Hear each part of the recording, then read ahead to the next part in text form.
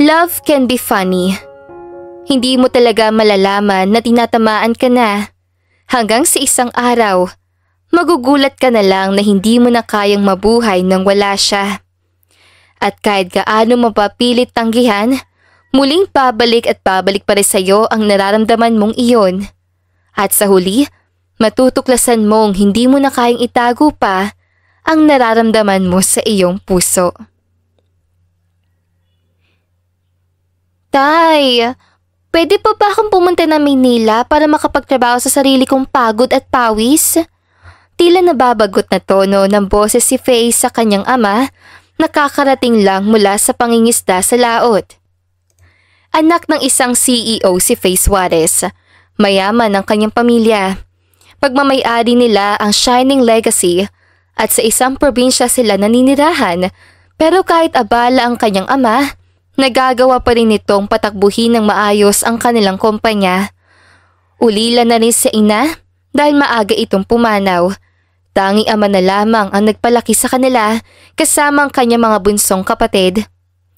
Laking malapit sa dagat at mahilig maligo rito tuwing umaga at hapon.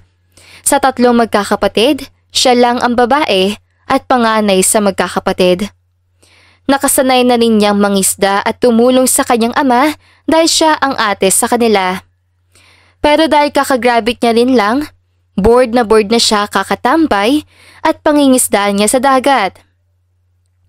Faye, sigurado ka ba sa desisyon mong yan? Alam kong ignorante ka pa sa ibang mga bagay-bagay. At lalo na sa Maynila, baka maligaw ka pa roon. Mahina na lamang natural ng kanyang amang abala sa paghihiwalay ng mga isda. Si tatay naman? Ako na kaya to, ang one and only panganay niyo. Malaki na po ako. Isa pa po, graduate na ako sa kolehiyo. Pabirong saad nito sa ama na para bang kinukumbinsi niyang mapapayag ito. O siya anak, sa makalawa ka na bumiyahe papuntang Maynila. Hindi naman na kita mapipigilan pa. Malaki ka na rin. Ayaw mo rin namang magtrabaho sa kumpanya natin. Dagdag pa ng ama niya sa kanya, tsaka lumabas sa bahay para ayusin ang mga net na ginamit sa pangingisda. Lumabas na rin ng bahay si Faye para tulungan ang ama. Sanay na rin kasi siya sa gawaing iyon, kaya easy na sa kanya ang lahat pagdating sa pangingisda. Anak, tawagin mo muna mga bunsong kapatid mo. Mag-aalas 10 na rin. Utos ng kanyang ama na kaagad niya namang sinunod. Froy! Fino! Tawag na kayo ni tatay! Nasaan ba kayong dalawa? Sigaw ni Faye mula sa baybaying malapit sa kanilang bahay, ngunit wala pa rin sumasagot sa kanyang tawag. Wala nang nagawa si Faye kundi hanapin ang dalawa niyang bunsong kapatid. Habang naglalakad palayo si Faye sa kanilang bahay, hindi niya namamalayang malayo-layo na din pala ang kanyang narating. Hindi niya rin napansin na may nakabangga na siyang tao. Watch it, miss. Hindi ka ba tumitingin sa dinadaanan mo? Pabalang na saad ng lalaki na kabangga niya, kaya napatalikod siya sa direksyon nito. Di sorry naman no? Sarkastikong sagot naman ni Faye rito, tsaka pinandidilatan na lamang.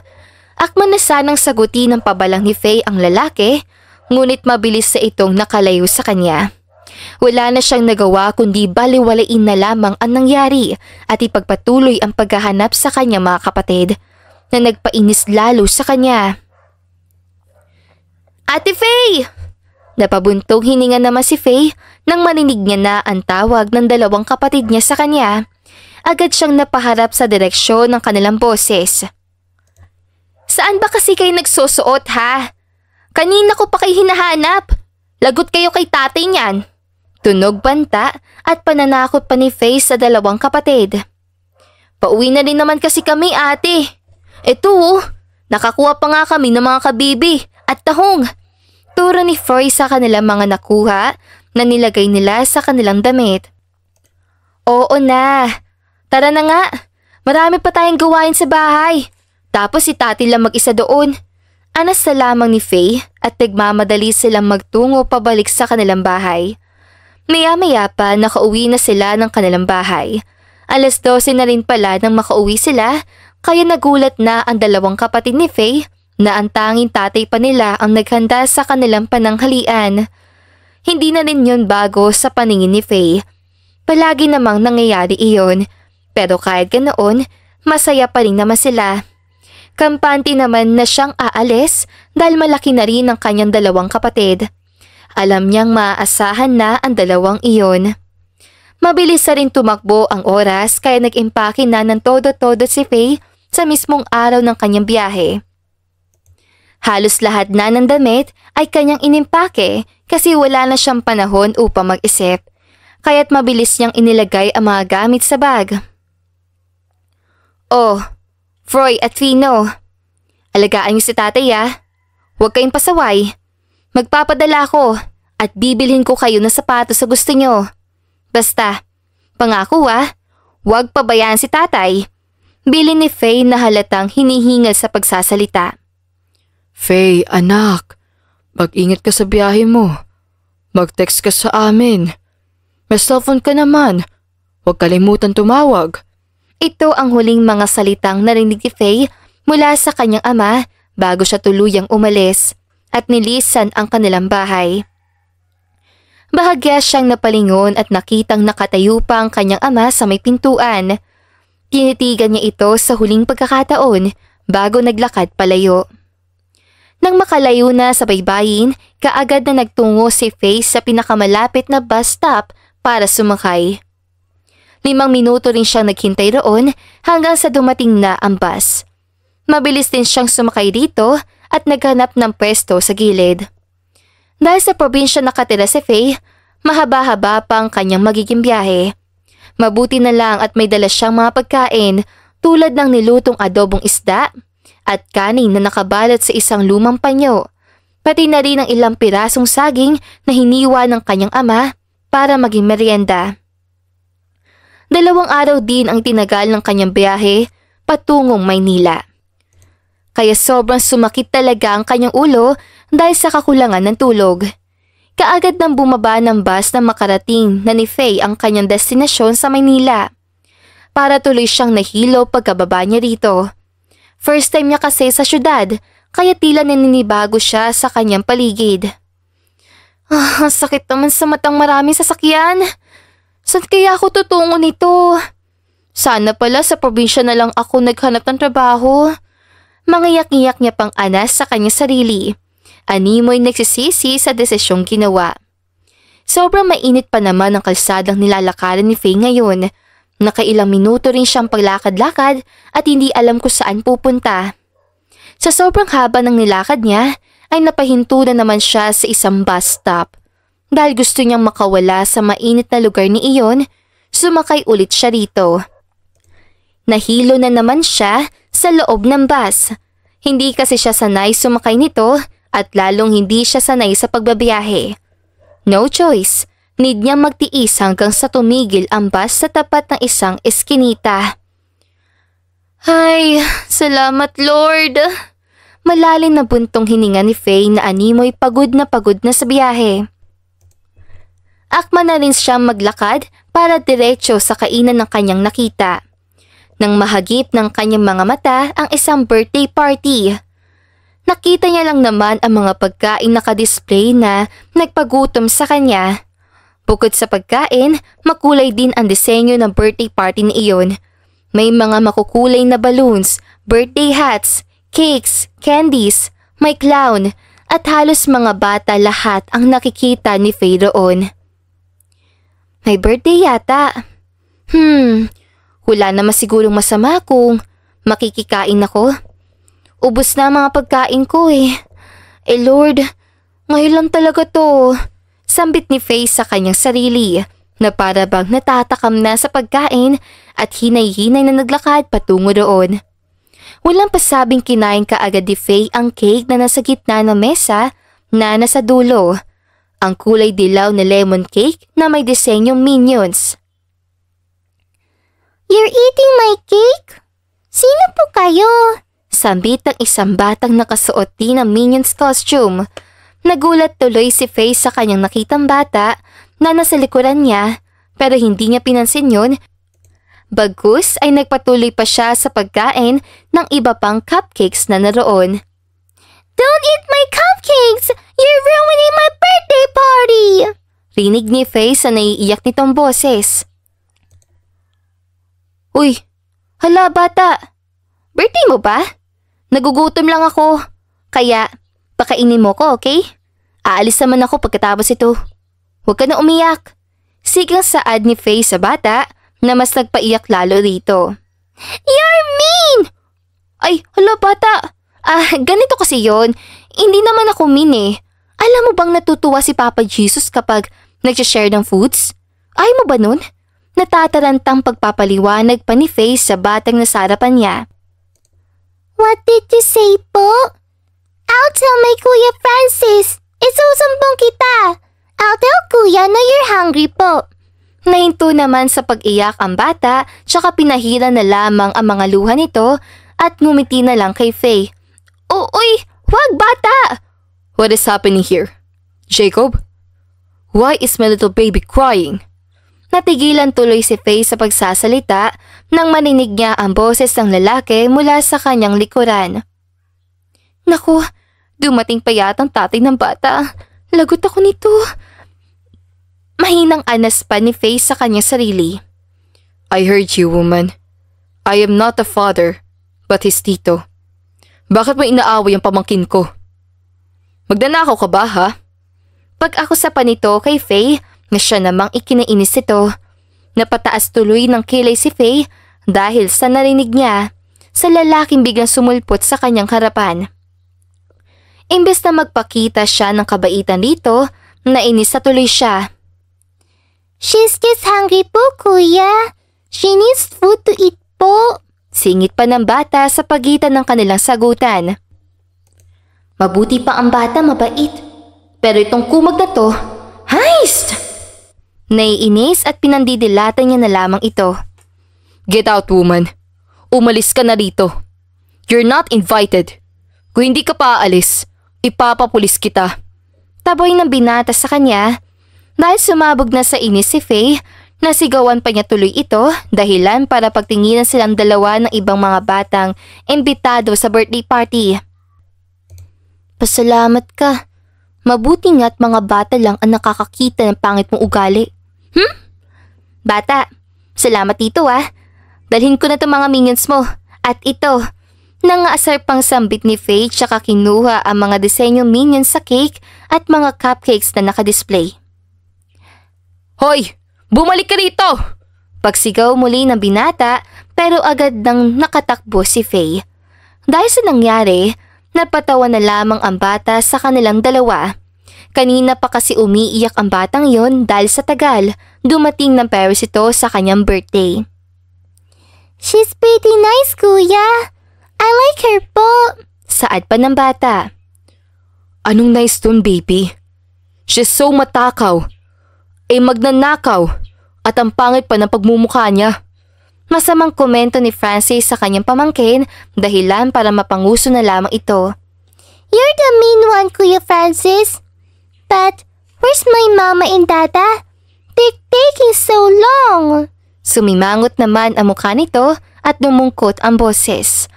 Hindi na tuloy alam ni Francis kung paano niya mapapatawa ang pamangkin.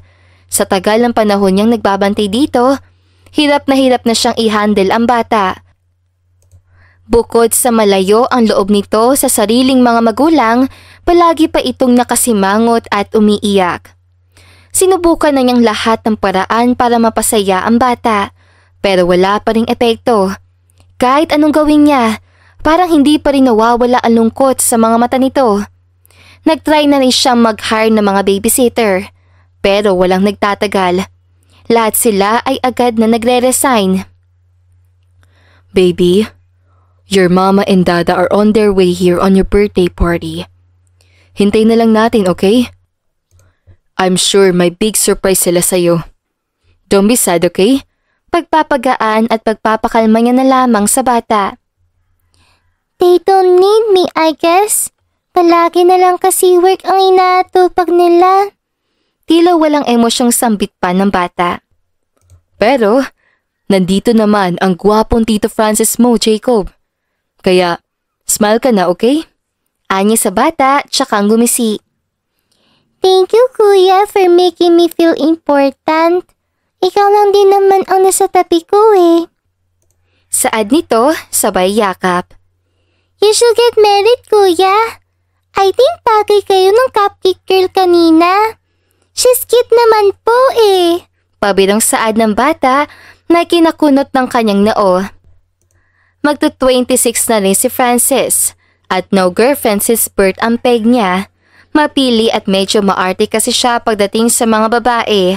Ayaw niya sa makalat, ignorante, hindi maayos at lalong ayaw niya sa mga babaeng walang etiquette.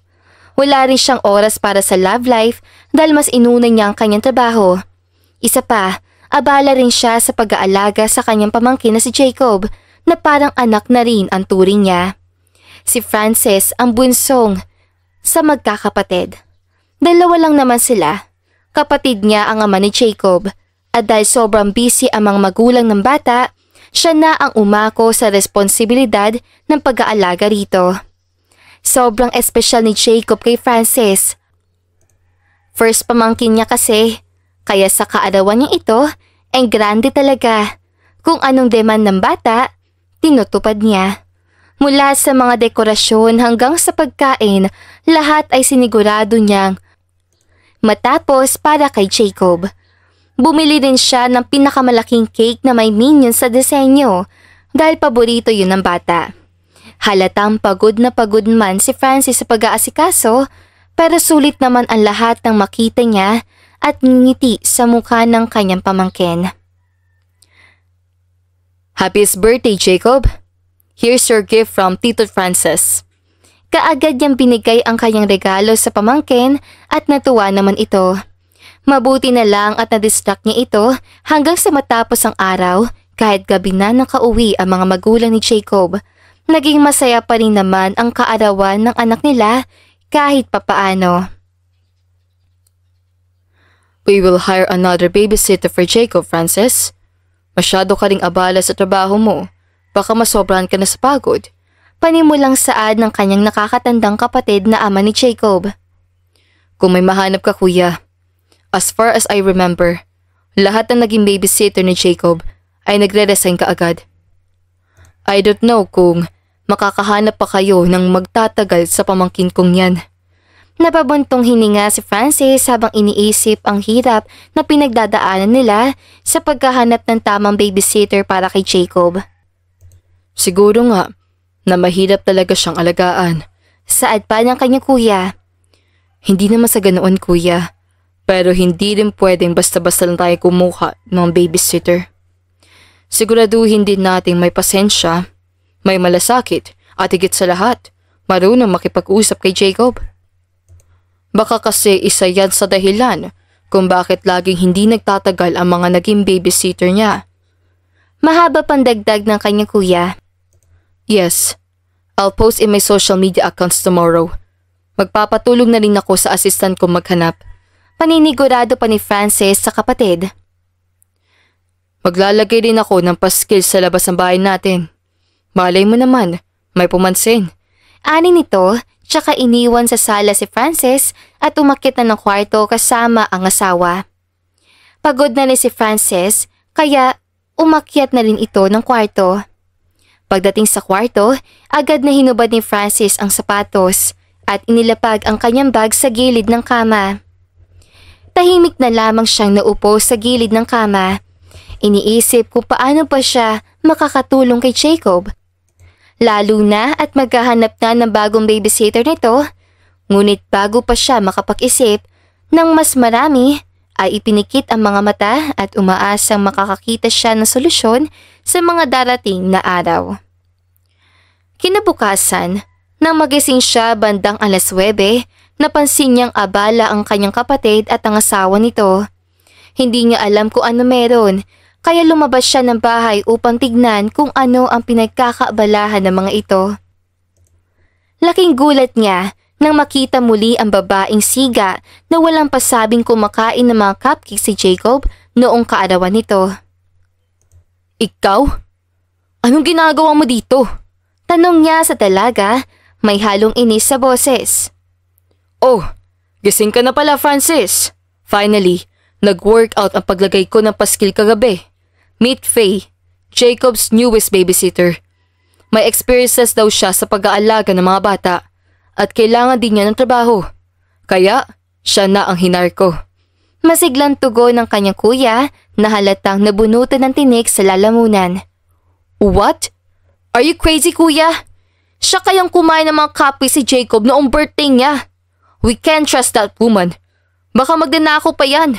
Mariing sabi ni Francis na lalong kumunot ang noo at nagsalubong ang mga kilay dahil sa pagtutol. Hala siya. Grabe ka naman po, sir. Yung cupcakes kasi, binigay na yun sa akin ng pamangkin mo. Alam niyang nagugutom ako. Mabuti pa ang bata. Nakaramdam. Depensa agad ni Faye. Halatang naiinis sa paratang ni Francis. So, what are you trying to say? Na madamot ako? Dagdag ni Francis na lalo pang tumaas ang kilay. Hala, wala kaya ako sinasabing ganyan. Sagot ni Faye na napabuntong hininga na lamang at pilit na kinakalmang sarili dahil sa iritasyon. Tama na nga yan, Francis. At least we already found someone who can take good care of my son. Faye will be staying here for good. No, kuya. She can't. She's a lying thief. May masama siguro yung balak sa atin. Giit pang lalo ni Francis rito. Francis, wag mong hintay na tumaas pa ang boses ko. You won't like it. Narinig naman ni Francis ang mahinang nakakainis sa bungis-ngis si Faye. Kitang-kita niya ang mapanukso at mapanghamong nitong muka, kaya naman napatayo na lamang siya sa kanyang kinatatayuan at walang nagawa. Maya-maya pa biglang lumabas si Jacob mula sa kanyang kwarto, hawak ang paborito niyang laruan. Nang mapansin niya si Faye na nakatayo katabi ng kanyang mga magulang, agad itong tumigil at ngumiti ng malaki.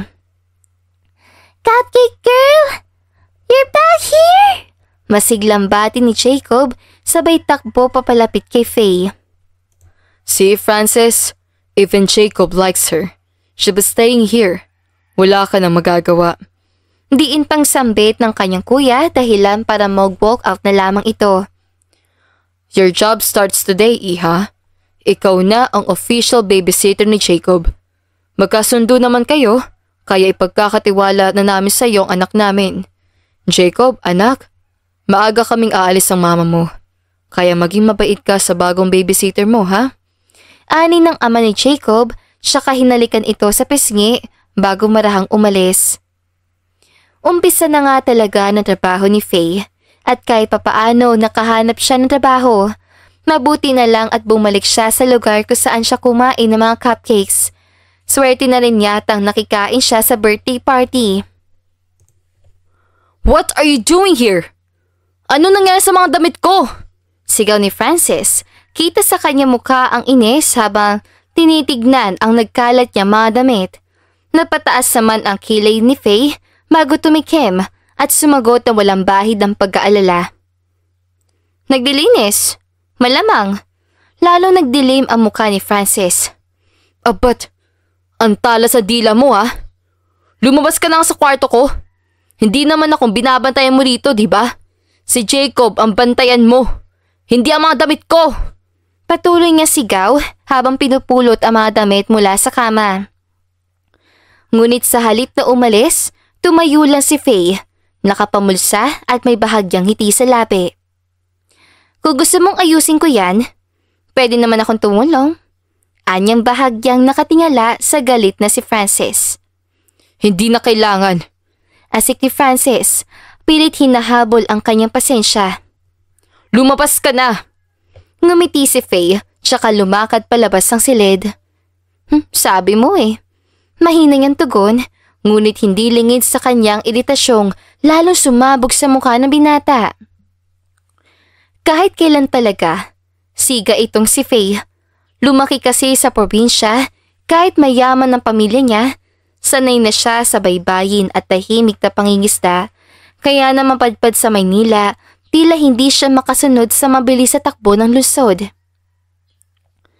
What are you doing, cupcake girl? Bakit mo tinititigan si Kuya Francis ng ganyan? May masama ka bang balak sa kanya? Tanong ni Jacob. Halatang nagtataka habang nakatitig sa kanya. Napapidlag si Faye sa narinig. Ay, isda! Jacob! Bakit ka ba kasi nandyan? Sigaw niya habang hawak ang dibdib. Tila nagulat sa biglang pagsulpot ng bata. Kumunot ang noo ni Jacob at nagpakyut ng umuso. Kasi I was looking for you po. I'm hungry, cupcake girl. Napailing si Faye. Ay, may pangalan ako, okay? Hindi cupcake girl ang pangalan ko. I know your name po, pero gusto kitang tawaging cupcake girl. Bagay sa'yo. Sagot ni Jacob. Nakangiti pa. Pero seryoso po, bakit niyo tinititigan si Kuya Francis? I saw you po kanina. Napalunok si Faye at mabilis na umiwas ng tingin. Aha? Hindi Wala akong tinititigan. Tanggi niya, pero ramdam niya ang pag-init ng kanyang pisngi. Lalong kumunot ang noo ni Jacob. Ang tagal mo nga nakatingin Crush mo po ba si Kuya Francis? Halos mabilaukan si Faye sa sinabi nito. Ha? Anong crush? Ano ka ba, Jacob? Tigilan mo nga yung kalokohan mo. Inis siyang sabi habang tinatapik ang ulo ng bata. Napangiti lang si Jacob habang namumula ang magkabilaang pisngi ni Faye. Anong crush? Anong pinag-uusapan yung dalawa? Nagulat na lang si Faye nang biglang sumulpot si Francis sa likuran nila. Kanina lang ay nasa harapan nila ito, pero ngayon ay nasa likuran na. Ha? Crush? Mali ka lang yata nang narinig, sir. Brush. Toothbrush. Hindi pa kasi ako nagsisipilyo kaya tinatanong ko si Jacob saan bumili ng toothbrush. Pagdadalawang isip na tawa ni Faye habang tinatakpan ang bibig ni Jacob at hinay-hinay na naglakad papuntang loob ng bahay. Hoy, teka lang. Ikaw? Hindi nagsisipilyo? Kadiri ka, Faye. Lumayo ka nga sa bata. Baka mahawa pa sa germs mo. Ani ni Francis, halos sa duduwal pa habang pinupunasan ang bibig na parang nandidiri talaga. Napasinghap si Faye at agad na nagtaas ang kilay. Wow! Diding-didi yarn? Ay ikaw nga!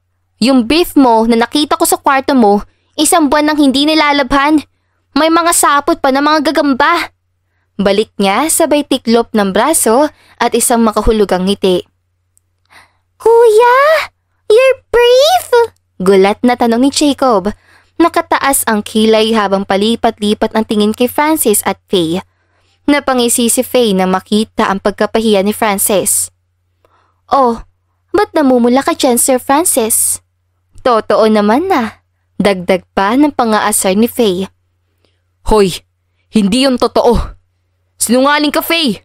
Balik ni Francis na halatang niinis habang pasimpleng sinisilip si Jacob na ngayon ay may nagtatakang tingin sa kanya. Talaga? So, gusto mong ipakita ko kay Jacob ang ebidensya? Anya, kunwari may hinuhugot mula sa bulsa. Oh, hoy, tigilan mo yan!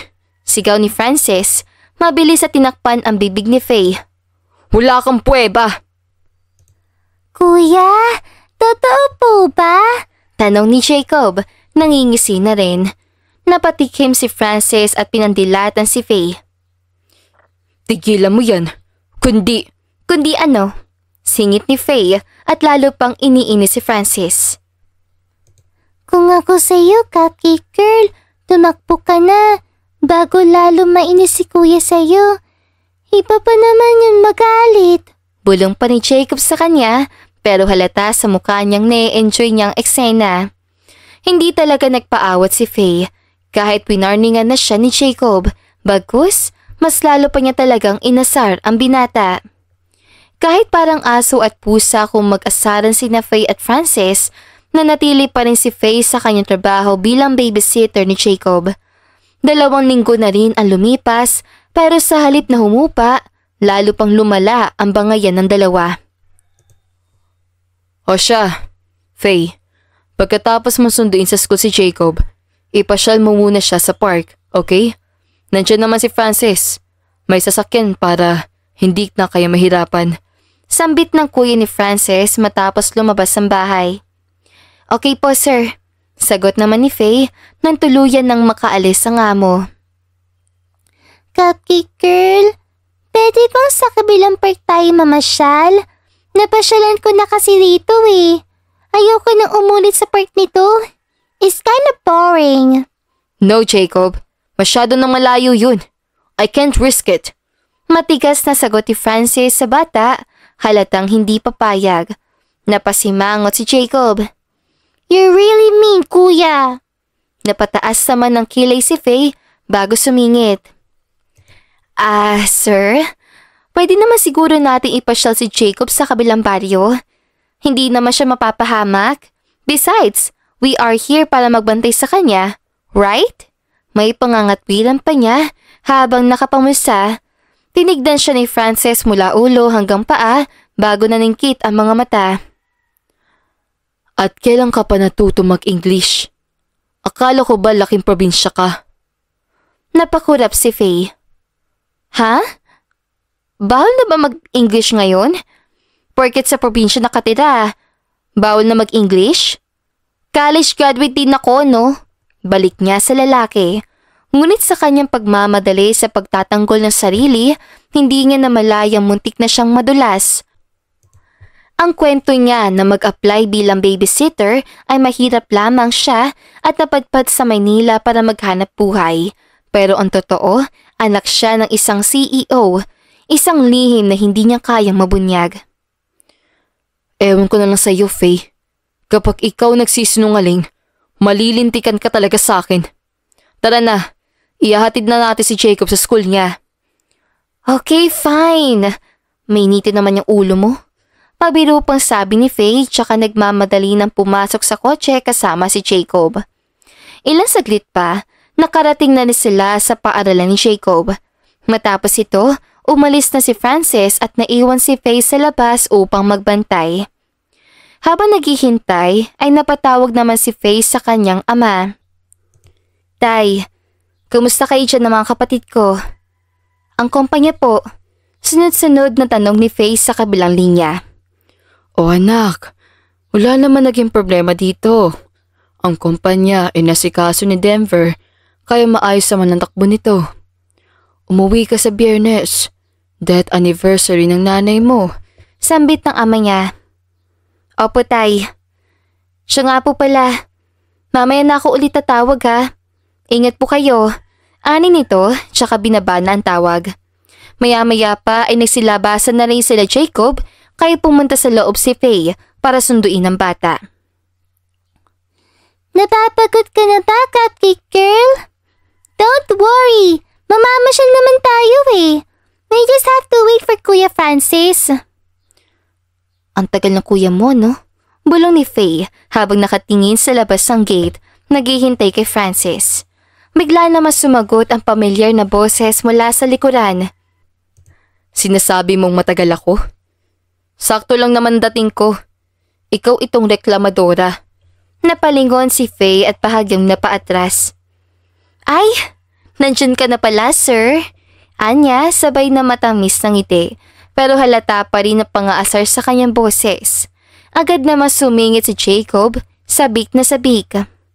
Kuya Francis, mamamasyal na po tayo. Also, bili na rin tayo ng food kasi nagugutom na rin ako. Napailing si Francis, pero bago pa siya makasagot, ay may isa pang boses na pumukaw ng atensyon ng lahat. Jacob, is that your mommy and daddy? Tanong ng isang bata, kaklase ni Jacob, na tila inosenteng nagtatanong. Nagkatinginan sina Faye at Francis, parehong nanlalaki ang mga mata sa gulat. Sa sobrang pagkabigla, halos sabay silang napaangal. No way! Sigaw nila, sabay turo sa isa't isa, na ikinatawa ng mga bata. Hindi! Si Kuya Francis ko yan! At siya naman ang nagpapantay sa akin. I mean, babysitter. Pabirong sabi ni Jacob habang tumatawa. Pero halata rin ang tuwa sa mga mata nito. Bye Jacob! Paalam naman ng batang nagtanong. Ilang saglit pa ay sumakay na sila ng sasakyan at nagtungo sa kabilang barangay. Doon kasi gustong mamasyal ni Jacob kaya pinagbigyan ito ni Francis. Excited, Jacob? Ani ni Francis habang nagmamaneho. Yes, kuya! This is the first time na mamamasyal tayo sa kabilang barangay po! Anyari sa isa dyan? Bakit natahimik? Natatawa pang sambit ng lalaki. Shut up! Kitang-kita! Nananahimik lang ang tao, di ba? Hindi kita maintindihan. Minsan ang lalim ng Tagalog mo. Minsan naman ang taray na pag-i-English mo. Sigurado ka ba ang taga-probinsya ka lang, ha? Kapag ako talaga pinagloloko mo, Faye, ha?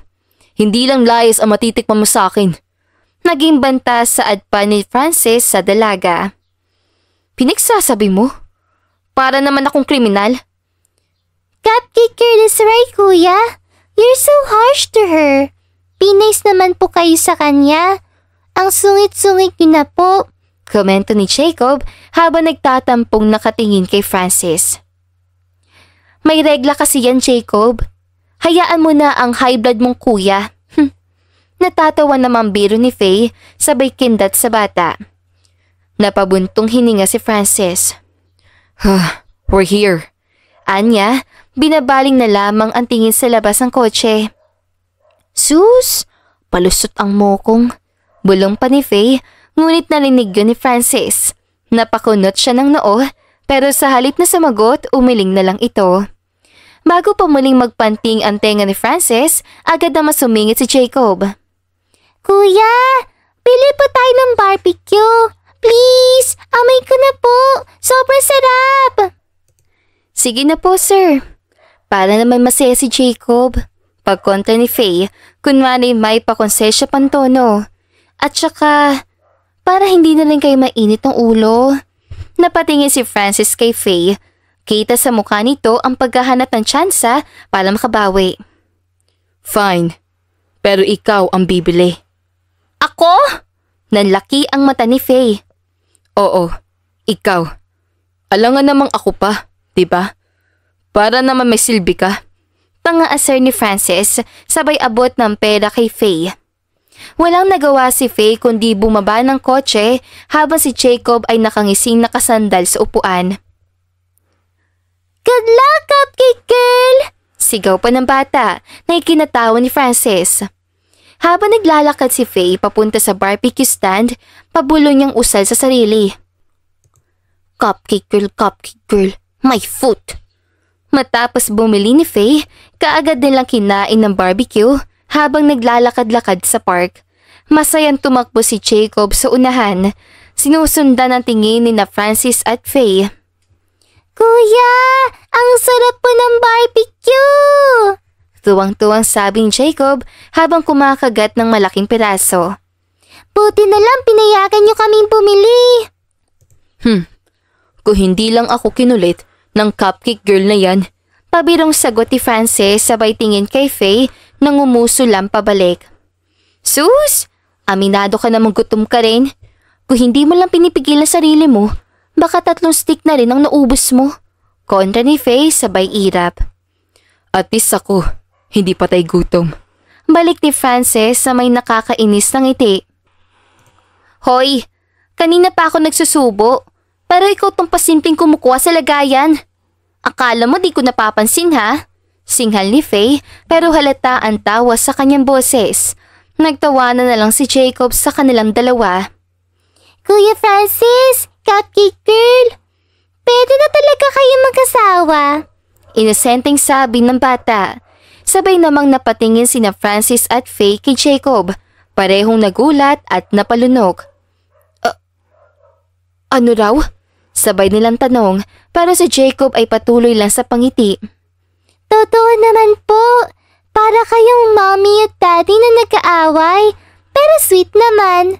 Dagdag pa ni Jacob na tila inosente pa rin sinabi. Napailing na lang si Francis at nagkibit palikat. Don't say a thing, Jacob. Huwag kang magsasalita ng ganyan. Baka maniwala tong isa dyan. As if naman, sagot agad ni Faye. pero hindi rin niya maitago ang pamumula ng kanyang pisngi. Nagpatuloy sila sa paglalakad habang si Jacob ay masayang tumatakbo sa park. Kuya Francis, malapit na pala ang birthday mo, ani ni Jacob. Yes, baby. Your Kuya Francis is turning 26 next month. Bigyan mo ka ng gift, ah? Bigyan din kita ng gift, sir. What? Di naman kailangan, Faye. Pero kung gusto mo talaga akong bigyan, edi okay. Bigyan kita ng kaliskis ng isda. Sabay tawa ni Faye ng malakas at tumakbo habang hawak ang kamay ni Jacob. Pareho pa silang napatawa. Loko ka, Faye! Akala ko matino na! Anas pa ni Francis, tsaka sinundan ang dalawa palayo. Marami pang kalokohan ang pinagsamahan ni na Francis at Faye. Isang araw, nagpaalam si Faye sa ama ni Jacob na bibisitahin muna ang kanilang probinsya. Sa wakas, natuloy rin ang kanyang pag-uwi doon. Lumipas pa ang 1 buwan at napansin ni Francis ang mga kakaibang ikinikilos si Faye. Madalas na itong umuuwi sa probinsya at minsan ay bigla na lang nawawala. Kapag kailangan nila siya, hindi nila alam kung saan ito nagpupunta na siyang naging dahilan para imbestigahan niya ito. Kuya, what's happening? Bakit ang init ang ulo mo? Tanong ni Francis sa kapatid, halatang nag-aalala. Napabuntong hininga ang kapatid ni Francis, halatang puno ng inis at pagkadismaya. Our company, Francis. Bumagsak na. It's their fault again. Sinasapawan na naman nila tayo. Naningkit ang mga mata ni Francis. Ano? Don't tell me, yung karibal na namang kumpanya yan. Shining Legacy na naman. Sunod-sunod niyang anas, ramdam ang tumitinding galit. Sino pa ba, Francis? Sagot nito at manaing tumingin sa kapatid. I need to do something. Hindi ko hahayaang lamunin tayo ng mga yan. Bahagyang tumahimik si Francis bago bumuntong hininga. How's Jacob? Nasaan si Faye? Tanong nito, bahagyang lumambot ang tono ng boses. Jacob is sleeping, kuya. Pero si Faye, nowhere to be found. Kanina ko pa hinahanap pero ni anino niya wala. Sagot ni Francis na may halong inis. Naglalakwatsa na naman siguro. You know what, kuya? There's something off about her. I don't know. May kakaiba talaga. Napakunot noo ang kapatid niya. Ano na naman yan, Francis? Ayan ka na naman sa mga hinala mo. Bakit naman iniisip mo lang yan? Or, napatingin ito ng makahulugan kay Francis. Baka puso mo yan. Nagugustuhan mo na ba siya? Oh, ha? No, kuya. Why would I? Mabilis sa depensa ni Francis, ramdam ang pag-iinit ng kanyang mga pisngi. Paano magugustuhan ko yun? Siya pa? Parang lalaki pa yung umasta sa akin. Palaging pasaway. At ang dami pang sinasabi. Ngunit sa kabila ng kanyang pagtanggi, tila may bumabagabag kay Francis. Muling sumagi sa isip niya ang mga ngiti at tawa ni Faye, pati na rin ang mga panunuya at pangaasar nito. Naramdaman niyang bumilis ang tibok ng kanyang puso. Bahala ka nga. Natatawa sabi ni Ethan at umiiling. Pero Francis, ingat ka lang. Sometimes, the heart feels things the mind refuses to admit. Mabuti na rin kung maging jowa mo si Faye. Hindi na rin masama ang mag-aasawa ka na.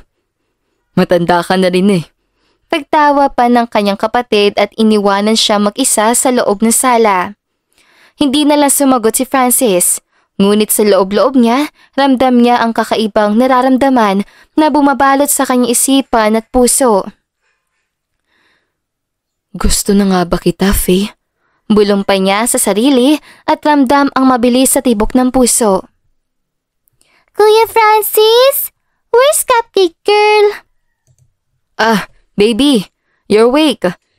May pinuntahan na siguro ang babaeng yun, kaya nawawala na naman dito sa Hindi na natuloy ang pagsasalita ni Francis nang marinig na nila ang boses si Faye. hinihingal at may bitbit na suman. Hindi ako nawawala, no? Bumili lang ako ng suman para kay Jacob. Narinig ko kasi nung isang araw na gusto niyang kumain nun. At kung sa tingin niyo na naglalakwatsa ako, hindi kaya. Ano lang, may binili lang oh. Palusot pa ni Faye. Talaga lang ha? Sipat pa ni Francis sa kanya. Oo naman. Napatigil si Faye sa pagsasalita na bigla siyang matapilok. Napapikit siya at inakala mababagsak na sa sahig. Ngunit sa isang iglap ay naramdaman niyang may matibay na bisig na sumalo sa kanya. Pareho silang nawala ng balanse at bago pa nila namalayan, magkasama silang bumagsak sa sahig. Sa gitna ng kanilang pagkabigla, naglapat ang kanilang mga labi. Banayad yun, mainit at tila bumagal ang oras. Ew! Ew! Ew! Kasalanan mo to, sir! Sigaw ni Faye habang mabilis na tumayo. Pilit na pinapahiran ang labi na tila may kung anong dumikit doon. Anong kasalanan ko? Baka ikaw, sinadya mong matapilok. Balik ni Francis, ramdam pa rin niya ang init na naiwan mula sa hindi inaasahang tagpo. Bago pa sila muling magkasagutan, sumingit ang isang inosenteng boses. Kuya, cupcake girl, bakit kayo nakikiss? Mag-boyfriend at girlfriend na ba kayo? Inosenteng tanong ni Jacob.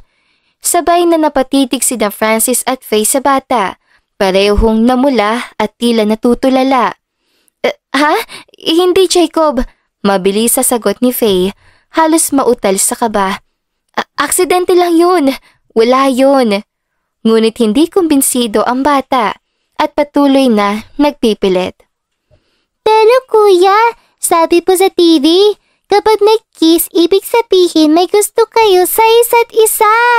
Dagdag pa ni Jacob, halos mapatalon sa kilig. Ano? Oh, hindi yun totoo. Depensa ni Faye, sabay iling. Bahala ka na dyan, sir. Ikaw na magpaliwanag. At bago pa siya mapilitang magbigay ng paliwanag, mabilis siyang kumaripas ang takbo. Hawak-hawak ang pisngi niyang pulang-pula. Para siyang batang nahuli sa kalokohan. Iniwasan ang lahat ng titig ni Francis. Jacob, baby, ang dami mo naman tanong. Anya, pinipigil lang matawa. Hindi lahat ng napapanood mo sa TV. Totoo. Pero kuya, mukhang kilig na kilig ka po ah.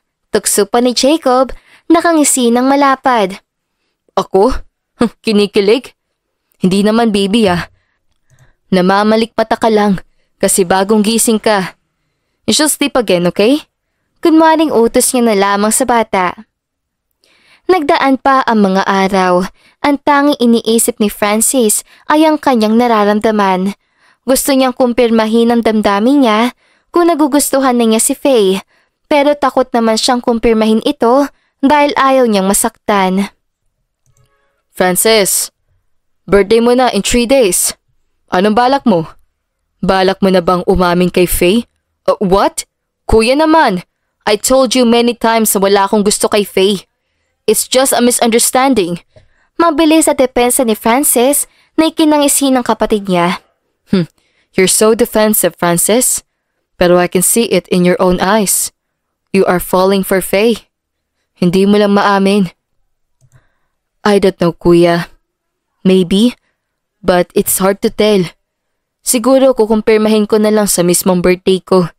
Isang ngiti ang gumuhit sa labi ni Francis na tila nagkaroon siya na bahagyang kapanatagan matapos aminin kahit papaano ang totoo. Go kuya! I knew it! You like cupcake girl!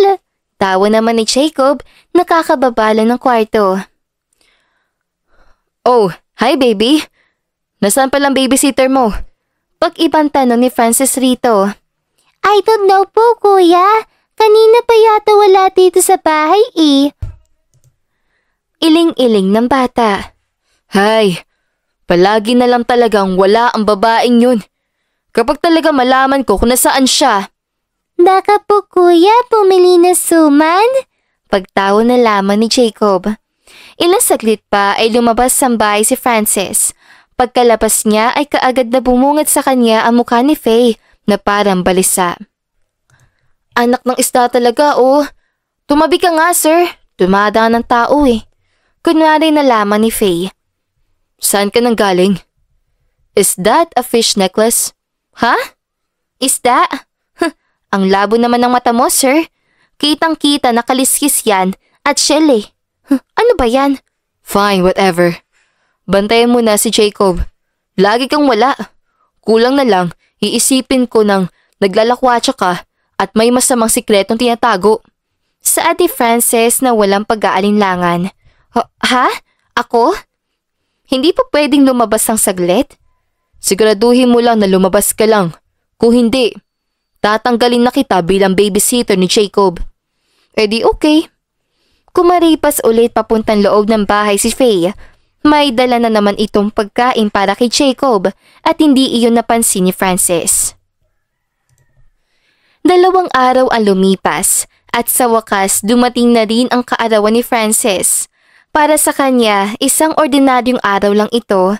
Hindi na siya bata para maghintay na may sorpresa o magdiwang ng bongga. Isa pa, hindi naman siya mahilig sa mga selebrasyon. Pagkagising niya, agad siyang bumangon galing sa kwarto.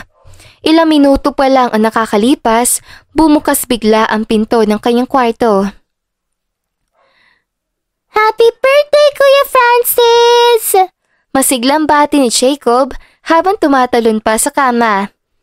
Pili po tayo ng cake niyo! Napailing na lang si Francis pero hindi niya napigilan mapangiti. Jacob, ang aga-aga pa. Hindi ka pa ba inaantok? Tanong niya habang ginulo ang buhok ng bata. Nope, kasi birthday mo po ngayon. Excited po ako! Sagot ng bata. Kitang-kita ang saya sa kanyang mga mata. Tsaka, sabi ni Cupcake Girl, hindi pwedeng walang cake sa birthday mo. Napakunot naman ang nood ni Frances sa narinig. Si Faye? Yes, kuya. May surprise po yata siya, pero shh, secret lang yon. Bulong ni Jacob sabay tawa. Napailing si Frances, pero tila may kung anong kumislot sa kanyang dibdib. Hindi naman niya inaamin, pero sa kaloob-looban niya, umasa siyang ma-espesyal na mangyayari sa araw na ito, lalo na kung may kinalaman si Faye. Sige na Jacob, maliligo lang ako. Tapos, titignan natin kung anong surprise si Cupcake Girl mo. Yay! I'm so excited, kuya! Hindi niya mapigilan ang mahinang ngiti na unti-unting sumilay sa kanyang labi. Surprise, huh? Let's see about that, Faye. Bulong niya sa sarili na may halong kaba at excitement.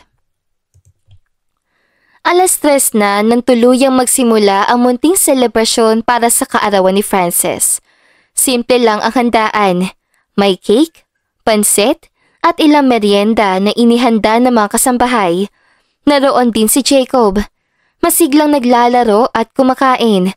Pero kahit anong gawin ni Frances ay hindi mawala sa isip niya ang isang tao. Si Faye. Nasaan na kaya si Faye? Tanong niya sa sarili habang panay ang sulyap sa paligid. Kanina pa niya hinihintay na magpakita si Faye. Ngunit ni anino nito ay wala pa rin.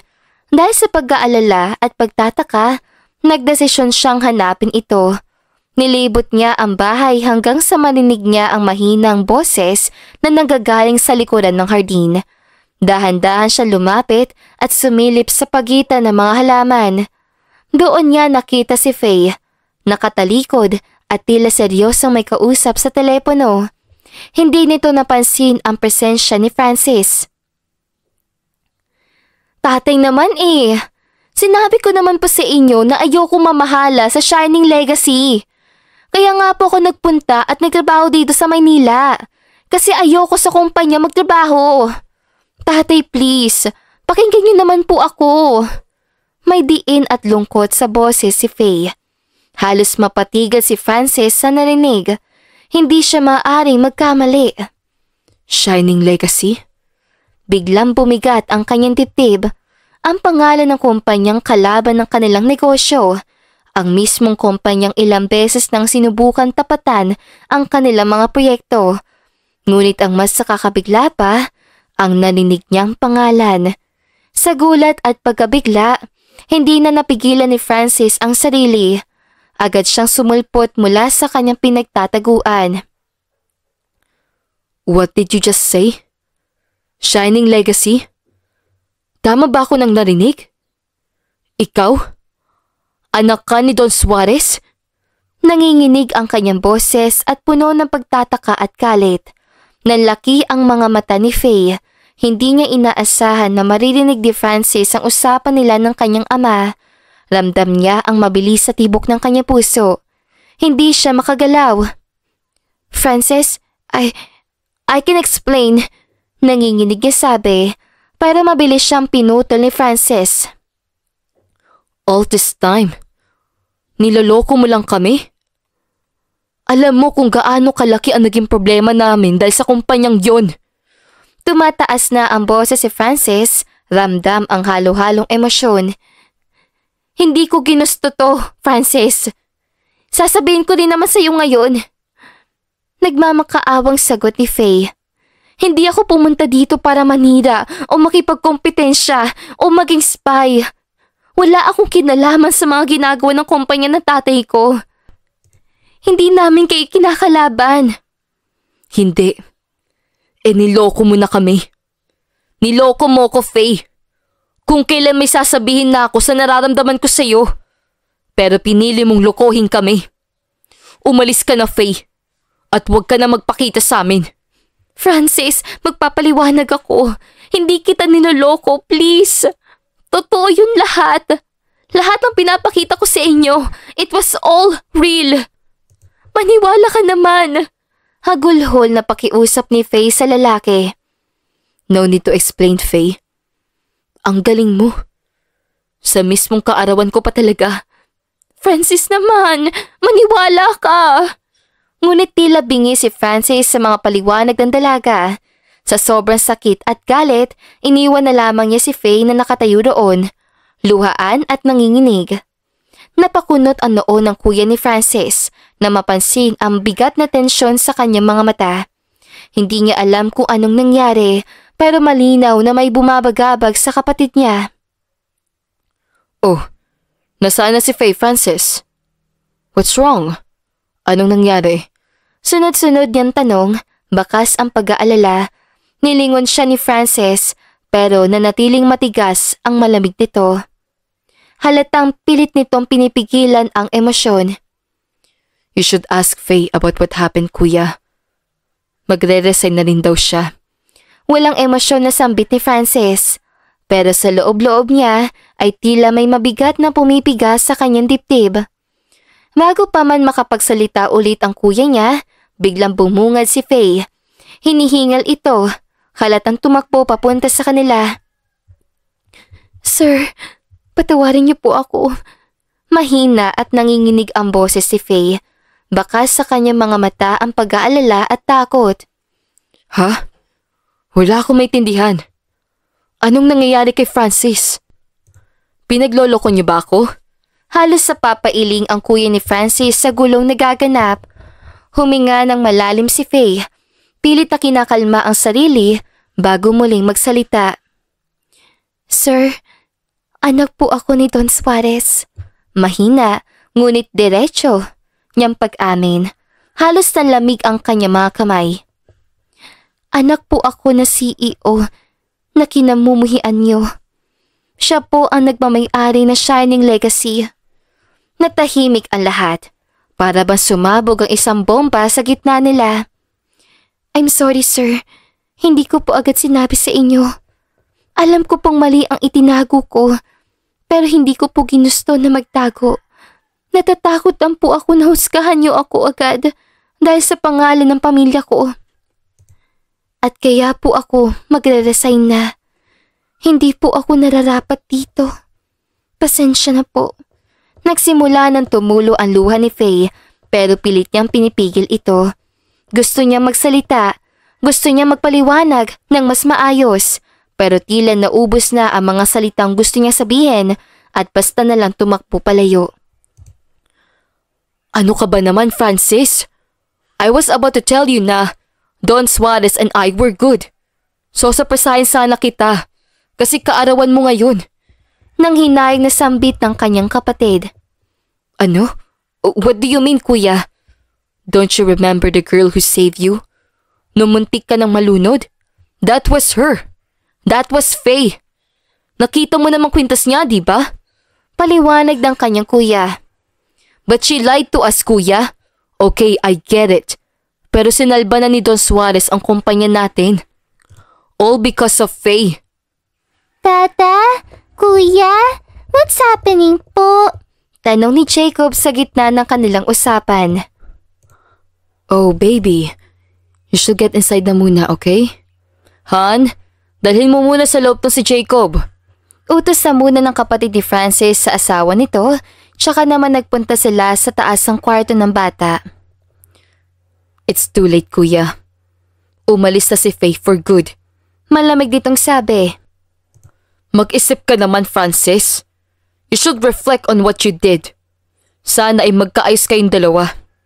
Ayoko na may kaunting issue na ganito, lalo na at magiging partner na natin ang kumpanya nila. You know how I hate liars, kuya. Tipid na sagot lamang nito sa kapatid tsaka nag-walk out. Faye, bakit mo tinago ang pagkatao mo? Why did you lie?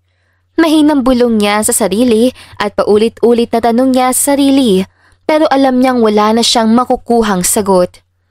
Naiinis siya, nasasaktan, pero higit sa lahat, may parte sa kanya na nangungulila. Ang nararamdaman niya sa puso na mahal na niya ang babae. Pero hindi umiikot ang mundo sa nararamdaman ni Francis, bagkus ay nagpatuloy siya. Sinubukan niyang hanapin si Faye pero ni anino ng bata ay hindi nagpakita sa kanya. Kuya, I miss Cupcake Girl. Babalik pa po ba siya? Malungkot na tanong ni Jacob isang gabi habang naglalambing kay Francis. Napalunok si Francis. Gusto niyang bigyan ng kasiguraduhan ang bata pero siya mismo ay walang kasiguraduhan. Sana, Jacob. Sana bumalik siya. Mahinang tugon nito sabay haplos sa ulo ng bata. Lumipas pa ang mga araw at linggo, unti-unting natanggap ni Francis na baka hindi na talaga babalik si Faye. Got any news from Faye? Nakita mo na ba siya? Tanong ng kanyang kapatid. Wala, kuya eh. It's all my fault. Sinigawan at pinaalis ko pa siya, not knowing the whole story. Kasalanan ko to, kuya. Malungkot na namumutawi sa boses si Francis. Even Don Suarez hindi ko makontak. Tanging assistant lang niya ang nasa kumpanya right now. Kasalanan ko talaga to, kuya. No one's at fault. Soon, makikita rin natin siya. Let's just trust the process. Nangyari na ang lahat na nangyari. Tanging sambit na lamang ng kapatid ni Francis sa kanya. 3 buwan na ang lumipas at opisyal nang naging co-CEO si Francis sa kanilang kumpanya. Abala siya sa pamamahala at pagharap sa mga responsibilidad na kaakibat ng kanyang bagong posisyon. Dahil dito, halos wala na siyang oras para sa ibang bagay. Bukod pa rito, inatasan siya ng kanyang kuya na pangasiwaan ng isang malaking proyekto ng kumpanya. Isang oportunidad na maaaring magdala ng mas malaking tagumpay sa kanilang negosyo. Dahil sa dami ng mga meeting, mga proposal na kailangang pag-aralan at mga empleyadong kailangang pangasiwaan, mas lalo pa itong naging abala. Francis, you have to attend the auction at St. Lawrence event. I can go, so ikaw na lang, okay? Okay, kuya. 3:00 pa naman yun, di ba? Tanong ni Francis. Yes, but you need to be early. You're our co-CEO now, so be good. Dagdag pa ng kanyang kapatid. Tumango na lang si Francis sa sinabi ng kanyang kuya. Matapos ang usapan, agad siya nagtungo sa kumpanya para asikasuhin ang mga natitirang gawain doon. Saktong 2:00 ay naroon na si Francis sa venue ng auction event. Pagpasok pa lang niya, agad na bumungad sa kanya ang engrandeng dekorasyon at ang mga kilalang CEO mula sa iba't ibang industriya. Maraming investors ang naroon at ilan sa kanila ay kaagad siyang nilapitan para bumate at makipagkamay. Pero ang higit na nakakuha ng kanyang atensyon ay isang napakapamilyar na imahe. Isang babaeng kilalang kilala niya. Faye? Sambit niya, tsaka nilapitan ang babae. Pero nung nakalapit naman siya, ay umalis naman ito, kaya kaagad niya itong hinabol. Teka lang! Faye! Sandali! Habol niya sigaw rito. Hinahabol na hinihingat si Francis habang patuloy na naglalakad si Faye patungo sa stage. Ngunit kahit nakatungtong na ito, walang pag-aalinlangang inabot ni Francis ang kanyang kamay at mahigpit na hinawakan ito. Dahilan para mapatigil ang babae. Let me go. Hindi kita kilala. Malamig na sabi ni Faye. Pilit na binabawi ang kamay niya. Di mo ko kilala ha? I won't let you go this time, Faye. Mariing sagot ni Francis. Titig na titig sa mga mata ng babae. Gusto mo bang i-announce ko sa lahat ng tao rito kung gaano kita kamahal? Banta niya. Ngunit ang bawat salitang binatawan niya ay tilang punong-puno ng emosyon. Nagsimula nang magbulungan ang mga investors at CEO na naroon. Hindi maipinta ang kanilang mga mukha sa labi sa pagtataka at pagkalito. Francis, please let go of me. Mahinang bulong ni Faye na may halong inis. Hindi, Faye. This time, hindi na ako papayag na basta ka na lang lumayo. Hindi ko na hayaang mawala ko ulit. Anya, ramdam ang sinseridad sa kanyang boses. What are you doing? Pinapahiya mo ko. Hindi ba't pinaalis mo naman na ako? Hindi mo na ako kailangan. Please lang. Hindi na rin natuloy sa pagsasalita si Faye na bigla siyang halikan ni Francis dahilan para mapatili ang buong tao sa auction event. This woman belongs to me. Anunsyo ni Francis sa lahat at masadagdagan pa ang hiyawan ng mga tao. Nababaliw ka na ba? In-announce mo pa talaga ano? Sipat niya sa lalaki pero wala naman siyang magawa. Umalis ka na. I have a speech here. Please, huwag kang manggulo. Dagdag pang pakiusap ni Faye. Okay, fine mahal. Mamaya na ulit kita kukulitin. Tonang pangaasar ni Francis kay Faye at naka-microphone pa. Ayaw pa awat ha? Nag-mic ka pa talaga. Matapos ang auction event, kaagad na pinuntahan ni Francis si Faye. Can we talk? Pakiusap ng lalaki. No, hindi pa nga nakakasagot si Faye ay narinig na niya ang boses ng kanyang ama na nasa likuran nila. Faye, anak, don't be rude. Hindi kita pinalaking gayang sumagot. Mahinahon ngunit maotoridad na sabi ni Don Suarez. Napalingon si Faye, baka sa kanyang muka ang pagkabigla. Tay, sir, nandito rin kayo? Kuya, I thought you're busy. What brings you here?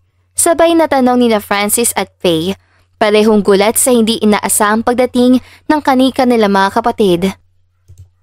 Napangiti si Don Suarez habang tinatapik ang balikat ng nakakatandang kapatid ni Francis. We both have our reasons for being here. At mukhang sakto rin ang timing namin. Sagot ng matanda. I heard everything, Faye. At ikaw rin, Francis. Dagdag pa ng kapatid niya. Mukhang mahindi pa kayong natatapos sa usapan. Pero bago yan, gusto ko lang sabihin na ang partnership ng dalawang kumpanya natin ay isa ng malaking tagumpay.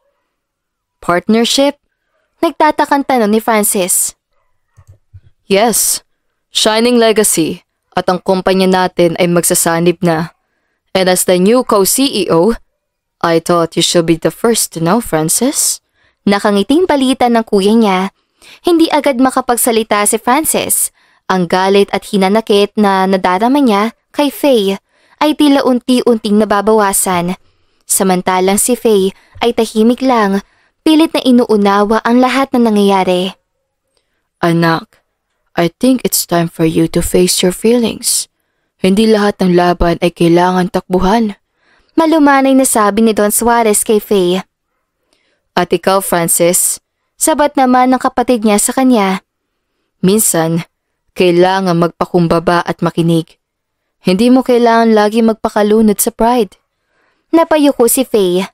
Habang si Francis naman ay mariing napabuntong hininga. Alam niyang tama ang mga ito. Kuya, Day, I need to talk to Faye. Seryosong sabi ni Francis. Good. We'll leave you two then. Sagot ni Don Suarez, kasabay ng pag-akbay niya sa kapatid bago sila lumayo. Nanatiling magkatitig sina Francis at Faye. Sa kabila ng mga taong naroon, tila silang dalawa lang ang natitira sa mundo. Faye, Mahina ngunit puno ng emosyon na tawag ni Francis. can we finally talk? No more running away this time, please. I love you. Give me a chance. Tumango si Faye, nangingilit ang mga luha. Okay, Francis. Let's talk. Let's settle down everything. Sumunod naman si Faye kay Francis sa likuran na stage. Hindi niya alam kung ano ang maririnig mula kay Francis, ngunit handa na siyang harapin ito. Pagkatapos ay humarap si Francis kay Faye, bakas sa kanya muka ang tindi ng emosyon. Mahal na mahal kita, Faye. Seryosong sabi ni Francis habang tinititigan siya. Alam mo ba, naalala ko na ang batang nagligtas sa akin noon. Ikaw yun. Kaya pala ang gaan ng pakiramdam ko sa iyo simula pa lang. Nanatiling tahimik si Faye, ramdam niya ang pangingilid ng kanyang mga luha. Noong umalis ka, hindi ako natahimik. Palagi kitang hinahanap. Pilit kong iniiwasan ang nararamdaman ko pero sa huli, ikaw at ikaw pa rin ang hinahanap ng puso ko. Dagdag pa ni Francis, ang kanyang boses ay bahagyang nanginginig. Francis, tanging nasambit ni Faye. Hindi ko alam kung paano ko ipapakita sa iyo kung gaano kita kamahal. Pero handa akong gawin ang lahat, Faye. Kung bibigyan mo lang ako ng pagkakataon. Napayuko si Faye, pinipigil ang mga luha na bumagsak. Francis, I'm sorry. Hindi ko rin dapat itinago sa iyo ang totoo. Natakot ako na kapag nalaman mo kung sino ako, mas lalong lumayo ka. Umiiyak na sabi ni Faye. Hindi na mahalaga yun, Faye. Ang mahalaga, nandito ka. At kung bibigyan mo ko ng pagkakataon, ipapakita ko sa iyo na wala nang makakapigil sa pagmamahal ko. Hindi na napigilan ni Faye ang kanyang luha. Ngayon lang siya nakaramdam ng ganitong klaseng pagmamahal. Isang pagmamahal na tapat at totoo. Yes, Francis. Mahal din kita. Malumanay, ngunit puno ng emosyon na sagot ni Faye. Agad siyang niyakap ni Francis, mahigpit at puno ng pagmamahal. Sa wakas, wala ng lihim at tanging pagmamahal na lang ang namamagitan. Maya-maya ay sumama si Francis kay Faye sa pag-uwi. Gusto niyang hingin ang kamay ni Faye sa mismong harapan ng ama nito. Francis? Iho, anong ginagawa mo rito? Tanong ng ama ni Faye at bakas ang pagkabigla sa kanyang muka. Sir? Sagot ni Francis, diretso at puno na determinasyon. Gusto ko pong makausap kayo na seryoso. Nagkatinginan sina Faye at ang kanyang ama. Alam ni Faye ang gustong sabihin ni Francis, ngunit hindi pa rin niya lubos maisip na mangyayari na ito ngayon. Tungkol saan, iho? Tanong ng ama ni Faye. Sir, mahal na mahal ko po ang anak niyo. Alam ko pong maraming nangyari at may mga pagkakamali ako, pero handa po akong patunayan na seryoso ako sa kanya. Humugot ng malalim na hininga si Francis bago muling magsalita. Dahil dyan, nais ko pong hingin ang kamay ni Faye para maging kabiyak ko sa habang buhay. Napatigas si Don Suarez, tila iniisip ang bawat salitang binitiwan ni Francis. Tumitig siya sa binata, tila sinusuri ang kanyang katapatan. Francis. Mahina, ngunit puno ng emosyon na sambit ni Faye.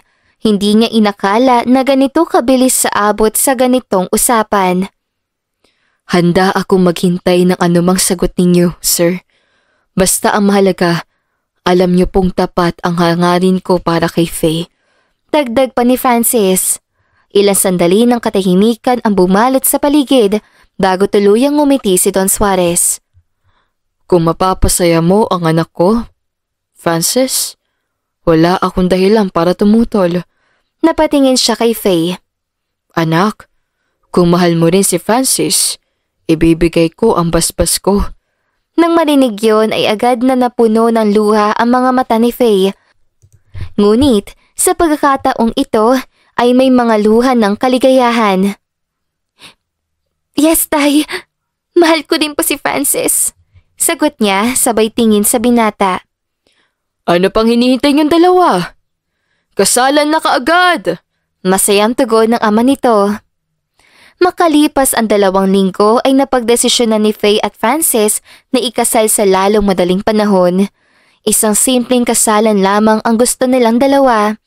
Ang importante, nagkaisa sila sa mata ng Diyos. Kuya Francis, sabi ko na bagay talaga kayo ni Cupcake Girl. Can't wait po na magkaanak na rin kayo para may kalaro ako. Inosenteng tawa ni Jacob. Araw na ng kasal nila. Simple lang ang dekorasyon sa paligid. Kulay puti ang tema sa kanilang kasal na sumisimbolo ng purong pagmamahalan nila. Dumating na rin ang pinakahihintay na araw. Isang maliit, ngunit napakagandang kapilya ang napili nila para sa seremonya. Sa paligid ay may mga simpleng puting bulaklak at kurtina na nagbibigay ng malinis at maaliwalas na tanawin. Ang temang puti ay sumisimbolo ng dalisay na pagmamahalan nilang dalawa. Sa harap ng altar, naroon si Francis na naghihintay. Suot niya ang simpleng, puting barong na bumagay ng husto sa kanyang matikas na tindig. Sa kanyang mga mata ay makikita ang tunay na kaligayahan. At sa pagbukas ng pintuan, pumungad si Faye sa kanyang eleganteng puting gown. Bagamat simple, nagniningning siya sa kanyang kagandahan. Hindi mapigilan ni Francis ang pagngiti at sa bawat segundo ay mas lalo siyang napapamahal sa babaeng na sa kanyang harapan. Nasa mga unang upuan sina Don Suarez kasama ang mga kapatid ni Faye at ang kuya ni Francis kasamang kanilang mga mahal sa buhay. Si Jacob naman ay masayang nag-aabang sabik na makita ang seremonya. I now pronounce you husband and wife. You may now kiss the bride.